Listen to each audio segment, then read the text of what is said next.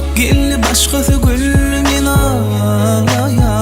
Sevgimi yaktın sen beni sattın bir vefa yarım. Tutmadın elim yetmedi dilim puçbollu bari. Bağıtımı bağlap bağrımı dağlap sevgim yalan yani. Seni mende sevme başkası asla.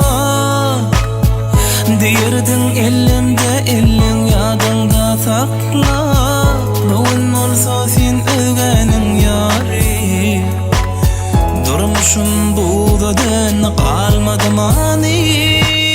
Ağlama ağlama yar, yüreğini dağlama yar. Bile geçen günlerimi de derkime koyma yar. Ağlama ağlama yar, yüreğimi dağlama yar. Bile geçen günlerimi de derkime koyma yar. Erkan'ı yüreğimi ecilettim, Mert'ani yine de özüm hissettim. Bana küysettim, sana diyecektim, barışılacaksın, mensizlik yiyecektir. Bana da şeyler kovuluk yok, geçenim gözden soğulan o.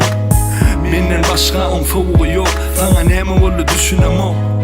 Men satılan, söze katılan, yeke okunan, hatım al, yeke katım ol. Sana batılan, atılar, yeke tanımam, al anımam. Yatlatma boğufi, gel yanıma men. Ayrılık geldi başkası yendi düşükin bari. Kuş onu uçtu baltımız kaçtı bir vefalık kaldı. Seni mende söyme başkası asla. Dirdin elinde elim yadımda sakla. Bugün olsa sen ögenin yari.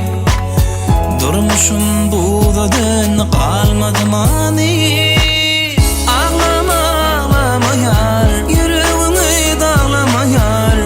Geçen günlerimi de derkime koyma yar. Ağlama ağlama yar, yüreğimi dağlama yar. Bile geçen günlerimi de derkime koyma yar.